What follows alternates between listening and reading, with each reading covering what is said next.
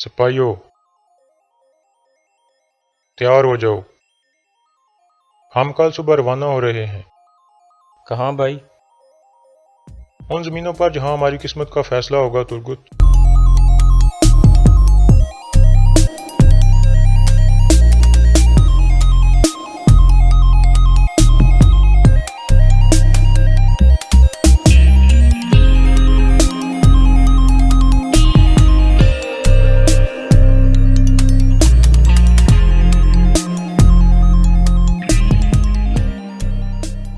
अस्सलाम वालेकुम नाज़रीन। इस किस्त के आगाज़ में हकीम अर्तुक सुंगर तेकन के ज़ख्म का इलाज करने के आखिरी मरहले में होता है। थोड़ी देर बाद वो बाहर आता है और हैमा खातून को बताता है कि आप परेशान ना हों, आपका बेटा इंशाल्लाह 3 दिन में ठीक हो जाएगा। फिर अर्तुल कहता है, मैं अब्दुर्रहमान की सूरत हाल भी जानना चाहता हूँ।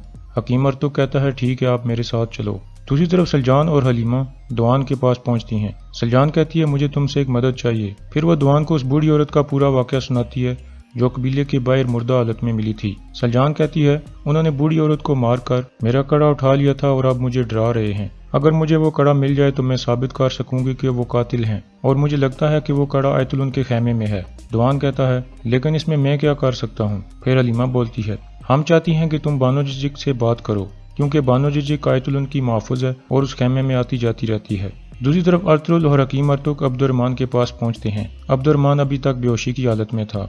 हकीम अर्तुक कहता है, जब तक जिंदगी है तब तक उम्मीद है भाई। इसके बाद अर्तुल कहता है, सुंगर तेकन सफ़ेद दाढ़ी वालों के बारे में जानता है और उसने हमारी मदद मांगी है ताकि ओगेडे की फौज से तुर्कों को निकाला जा सके। हकीम अर्तुक कहता है, कैसे होगा ये? अर्तुल कहता है, उसके पास ओगस खान की मोहर है। हकीम अर्तुक चौंक जाता है। अर्तुल कहता है, अगर हम ऐसा करने में कामयाब हो गए तो ओगेडे की फौज कमजोर हो जाएगी और वो अनातोलिया पर हमला नहीं कर पाएगा और हम खून बहाए बगैर अपनी रियासत बचा लेंगे। हकीम अर्तुक कहता है, मैं इस काम में आपकी पूरी मदद करूंगा। फिर अर्तुल कहता है, मैं कल सुबह सोकर जा रहा हूँ। सुंगर तेकन जब ठीक हो जाए तो आप उसे सफ़ेद दाढ़ी वालों से मिलवाने के लिए ले जाना। दूसरी तरफ ताजिर फरासियाब नोयान से मिलकर वापस कबीले में पहुंच जाता है और अपने आदमी से पूछता है, क्या आप लोगों ने सामान लाद लिया है? आदमी कहता है, आज शाम से पहले हमारे ऊँट जाने के लिए तैयार होंगे। फरासियाब कहता है, उनमें से एक को कल सुबह तक रोक लो, हम उसमें किसी और को भी लेकर जाएंगे। दूसरी तरफ गुंदोगदो एक बार फिर जेल में हमजा के पास पहुंचता है और कहता है, मैंने तुम्हें एक सिपाही बनाया, तुम पर एतमाद किया, लेकिन तुमने मुझे धोखा दिया, इसलिए मैं कल सुबह सबके सामने तुम्हारा सार उतार दूंगा। हमजा कहता है, ये आपका हक है और आप ऐसा कर सकते हैं, लेकिन मेरी एक आखिरी ख्वाहिश है, मैं आपके लिए कुछ करना चाहता हूँ और मेरे पास एक बहुत आम बात है आपको बताने के लिए। लेकिन गुंदोगदो उसको मारता है और कहता है, खामोश हो जाओ। दूसरी तरफ आयतुल गोंजा गुल से कहती है, तो आज शाम हैमा खातून ने सबकी दावत की है अपने खेमे में, तुम्हें ऐसे अच्छा मौका नहीं मिलेगा वो मोहर चोरी करने का। गोंजा गुल कहती है, आप परेशान ना हो, मैं वो मोहर लेकर आऊंगी। इसके बाद सब लोग हैमा खातून की दावत में पहुंचते हैं। अर्तुल कहता है, सुंगर तेकन भी जल्द ठीक होकर इस दस्तरख्वान पर आ जाएगा। फिर हैमा खातून गुंदोगदो से आहिस्ता से पूछती हैं, सलजान नहीं आ रही? गुंदोगदो कहता है, नहीं। हैमा खातून कहती हैं, तुमने जो मुझसे वादा किया था वो मत भूलना, आज रात उसके खेमे में गुजारना। थोड़ी देर बाद सुंगर तेकन भी वहाँ आ जाता है। सब खड़े हो जाते हैं। फिर अर्तुल और हैमा खातून उसे सहारा देकर दस्तरख्वान पर बिठाते हैं। फिर सुंगर तेकन को एक चम्मच पकड़ाई जाती है। गुंदोगदो कहता है, ये चम्मच उस दिन से तुम्हारा इंतजार कर रही है जिस दिन तुम गिरफ्तार हो गए थे। फिर अर्तुल कहता है, हमारी वालिदा ने कभी उम्मीद नहीं छोड़ी, हालांकि हमने छोड़ दी थी। दूसरी तरफ बानो जिजिक रात को अपने घोड़े पर कंबल ओढ़ने के लिए जाती है। इतने में दुआन वहाँ पहुँचता है और पूछता है, खैर है बानो? बानो कहती है, मुझे ये सोचकर नींद नहीं आ रही थी कि मेरे घोड़े को सर्दी लग रही होगी। फिर दुआन कहता है, क्या तुम कुरको सरदार और इस कबीले की बेहतरी के लिए काम करोगी? बानो कहती है, क्या तुम्हें सलजान ने यहाँ भेजा है? दुआन कहता है, हाँ। बानो जिजिक फौरन वहाँ से जाने लगती है तो दुआन उसका बाजू पकड़ लेता है, लेकिन बानो फौरन पलटकर खंजर उसकी गर्दन पर रख देती है और कहती है, कोई भी मुझे सरदार और उनकी बीवी को धोखा देने का नहीं कह सकता। अगर मैंने तुम्हें दोबारा देखा तो मैं जाकर सारी बातें सरदार को बता दूंगी। लेकिन फिर दुआन फौरन पलटता है और खंजर बानो के हाथ से छीन लेता है और कहता है, हलीमा सुल्तान ने भी तुम्हें सलाम भेजा है और कहा है कि वो कड़ा तलाश करो जैसे सलजान ने तुम्हें कहा है। मैं तुम्हें ये पैगाम देने आया था। फिर वो उसे खंजर वापस करते हुए कहता है, पैगाम रसाओं को मत मारो, और वहाँ से चला जाता है। दूसरी तरफ खाने के दौरान तुजतेकिन सुंगर तेकिन से कहता है, मैंने सुना है मंगोल कैदियों को नहीं रखते, आपको उन्होंने कैसे कैद में रखा?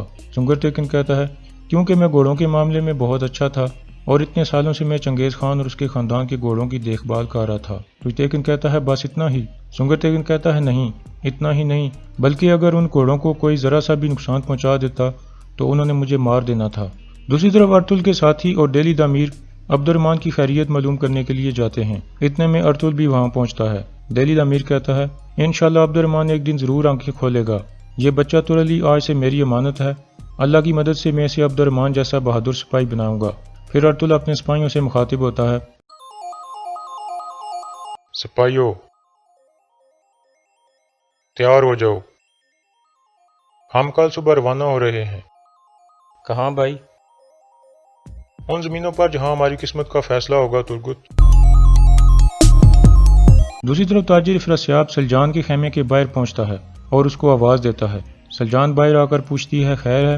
افراسیاب کہتا ہے ہم ابھی قالینیں لاد رہے تھے تو ہم نے ان میں کچھ خرابیاں دیکھی ہیں۔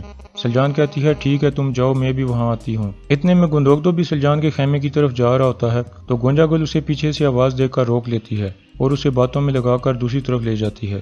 سلجان اپنے خیمے سے نکلتی ہے اور قالینیں دیکھنے کے لیے وہاں پہنچتی ہے جہاں تاجر افراسیاب نے خریدا ہوا سامان رکھا ہوا تھا۔ وہاں کوئی موجود نہیں تھا۔ وہ تاجر افراسیاب کو آوازیں دینے لگتی ہے۔ اتنے میں تاجر افراسیاب پیچھے سے آتا ہے اور ایک رومال پر بے ہوشی والی دوا چھڑک کر سلجان کے منہ پر رکھ دیتا ہے جس سے سلجان بے ہوش ہو جاتی ہے۔ اس کے بعد تاجر افراسیاب اور اس کا آدمی سلجان کو رسی سے باندھنا شروع کر دیتے ہیں اور اس کے منہ پر بھی پٹی باندھ دیتے ہیں۔ اس کے بعد وہ اسے ایک بڑے سے ڈبے میں ڈالتے ہیں اور سامان کے ساتھ لاد دیتے ہیں۔ دوسری طرف گندوگدو گونجا گول کو اس کے خیمے میں چھوڑنے جاتا ہے۔ گونجا گول کہتی ہے آپ سلجان کے خیمے کی طرف جا رہے تھے، یہ دیکھ کر مجھے بہت دکھ ہوا۔ گندوگدو کہتا ہے سلجان نے وعدہ کیا ہے کہ وہ مرنے تک میری بیوی رہے گی اور میں نے بھی اس سے وعدہ کیا ہے کہ میں اس کا شوہر رہوں گا۔ گونجا گل کہتی ہے آپ صحیح کہہ رہے ہیں، شاید میں جذباتی ہو گئی تھی۔ پھر وہ گندوگدو کو شب بخیر کہتی ہے اور گندوگدو وہاں سے چلا جاتا ہے۔ دوسری طرف سنگر تیکن حائمہ خاتون کو کہتا ہے کہ کل صبح میں روانہ ہو جاؤں گا۔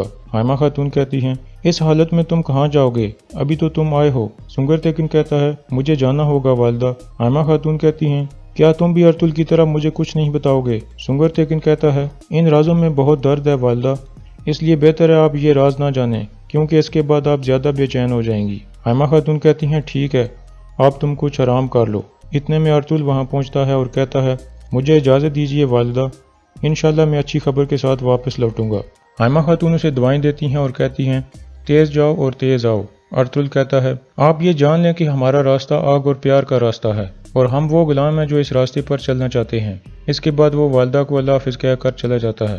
دوسری طرف جیل میں حمزہ کپڑے کے نیچے سے خنجر اور چابی اٹھاتا ہے اور جیل کا تالا کھول لیتا ہے اور پھر خیمے کے ایک طرف سے باہر نکل جاتا ہے۔ دوسری طرف گمس تیکن اور آیت اللہ گونجا گل کے پاس پہنچتے ہیں اور پوچھتے ہیں کیا تم نے مہر حاصل کر لی ہے؟ گونجا گل کہتی ہے ہاں۔ پھر وہ مہر نکال کر گمس تیکن کو دیتی ہے اور بتاتی ہے کہ میں گوکچے کے ساتھ خیمے میں داخل ہوئی تھی، گوکچے مجھے کپڑے دکھا رہی تھی، پھر وہ دوسرے کپڑے لانے کے لیے باہر گئی تو پیچھے سے میں نے مہر نکال لی۔ گمس تیکن مہر دیکھ کر کہتا ہے میرا مارگریو بننے کا وقت آ گیا ہے۔ گونجا گل کہتی ہے کیا یہ مہر آپ سعادتین کوپی کو دیں گے؟ گمس تیکن کہتا ہے ہاں، ہر چیز کی ایک قیمت ہوتی ہے، میں نے قیمت ادا کر دی، اب سعادتین کوپی کو دیکھنا ہے۔ اور یہاں اس قسط کا اختتام ہو جاتا ہے۔